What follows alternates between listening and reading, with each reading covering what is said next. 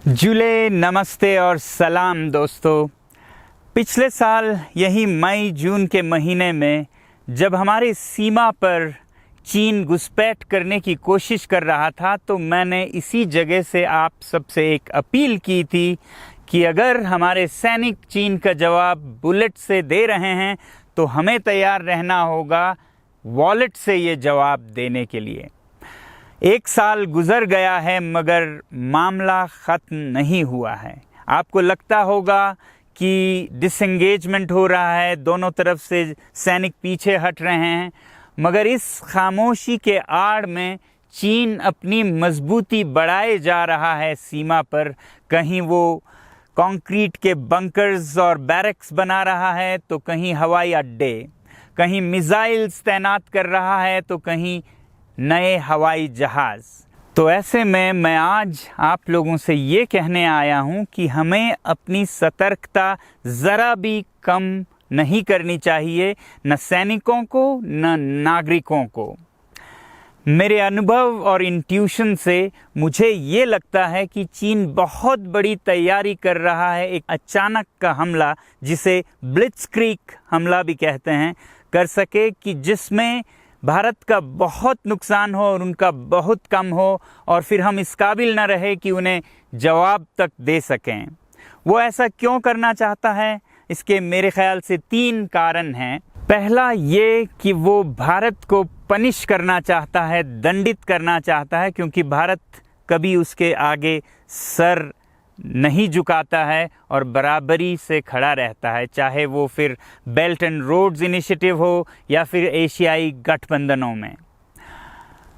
दूसरी तरफ वो दुनिया को अपनी सैनिक शक्ति दिखाकर उन्हें सबक सिखाना चाहता है कि अगर तुम बिहेव नहीं करोगे तो भारत जैसी हाल होगी तुम्हारी। और तीसरा, जैसा मैं कहता रहा हूँ, वो अपनी जनता का ध्यान आंतरिक मामलों से हटाकर भारत के सीमा पर ले जाना चाहता है। मगर चीन का ये मंसूबा तभी कामयाब हो सकता है अगर वो हमारे सैनिकों को, हमारे नागरिकों को कमज़ोर पाए, हमारा ध्यान भटका हुआ हो तभी। आइए ज़रा इसे बेहतर से समझें।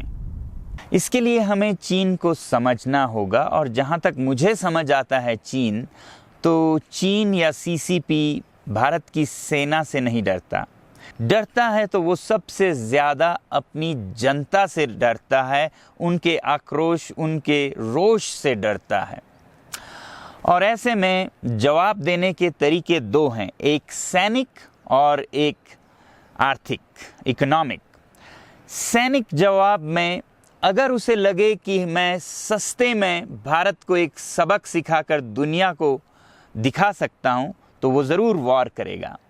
मगर अगर उसे लगे कि इसमें मेरे सैनिक भी बहुत संख्या में हताहत होंगे, भारत तैयार है, तो वो ऐसी जुर्रत नहीं करेगा, क्योंकि पहला तो चीन का असली मकसद एक ग्लोबल इकोनॉमिक सुपर पावर बनना है और वो लंबे युद्ध में उलझना नहीं चाहेगा।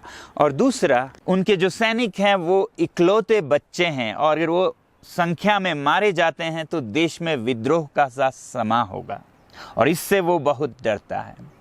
दूसरा जो मैंने कहा वो आर्थिक है, इससे वो बहुत डरता है। जब पिछले साल भारत के लोगों ने चीन का जवाब वॉलेट से देना शुरू किया, चीन के सामान का बहिष्कार करके, बायकॉट करके, तो उसे बहुत डर लगा। और ये दिखता है साफ ग्लोबल टाइम्स के तमाम स्टेटमेंट्स में, जिसमें वो सफाई देता रहा इसके खिलाफ या चीन और भारत की दोस्ती के हवाले देता हुआ।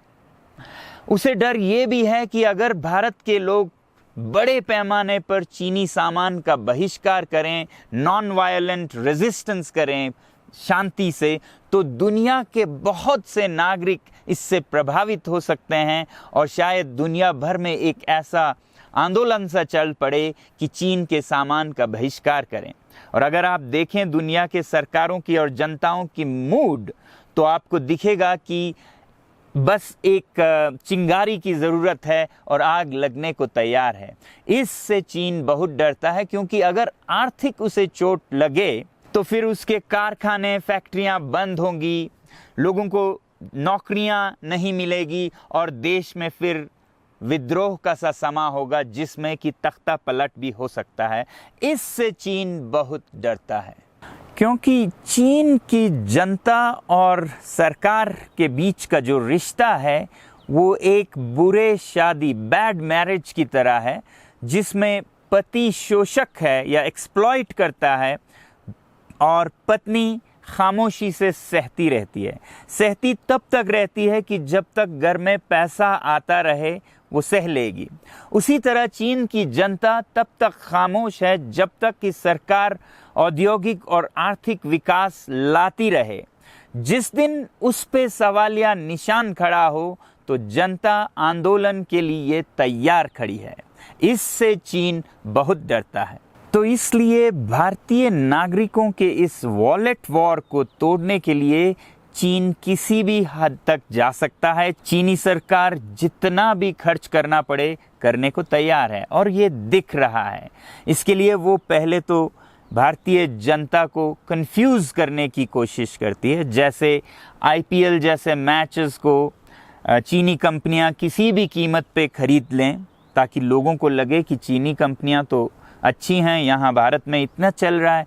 या भारतीय बड़े हस्तियों को बहुत पैसा देके चीनी सामान का उपयोग करते दिखाएंगे, या फिर कहीं ठेका हो तो वो इतने नीचे जाएंगे क्योंकि पीछे चीनी सरकार खड़ी है कि ठेका उन्हें मिल जाए और माहौल ऐसा लगे कि चीनी कंपनियां तो चल रही हैं।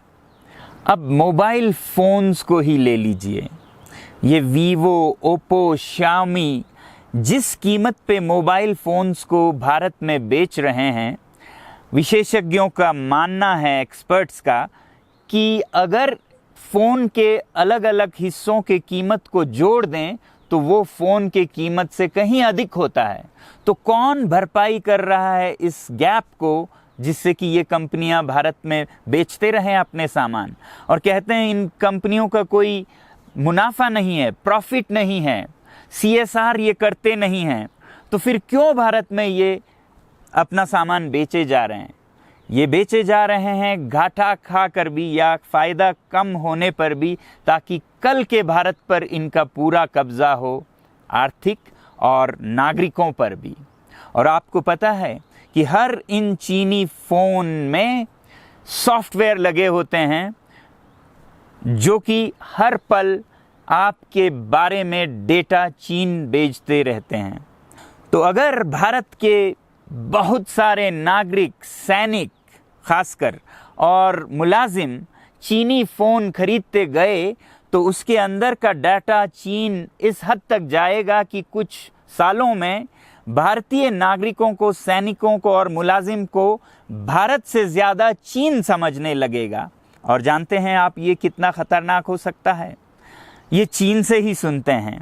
हाल ही में चीनी सरकार ने अपने मुलाजिमों को अमरीकी कार टेस्ला को खरीदने से मना किया, इसलिए कि उसमें जो डेटा एंटर होते हैं वो अमरीकी सरकार तक पहुंचते हैं और ये चीन के लिए ख़तरनाक है। तो ये बात हुई चोरों को सारे नज़र आते हैं चोर की। तो अगर वो ये समझते हैं तो क्या हमें ये नहीं समझना चाहिए कि वही काम चीनी सरकार अपने सामान इन फ़ोन्स, मोबाइल फ़ोन्स के ज़रिए कर रही है?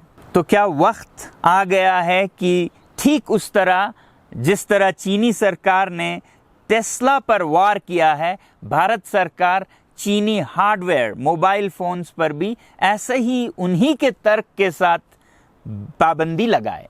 तो अपना रोल निभाते रहिएगा। याद रखिए, हमने कहा था boycott made in China, software in a week, hardware in a year. Software in a week तो हम कर चुके, हमारी सरकार ने भी की, और हार्डवेयर इन अ ईयर करने का अब वक्त है।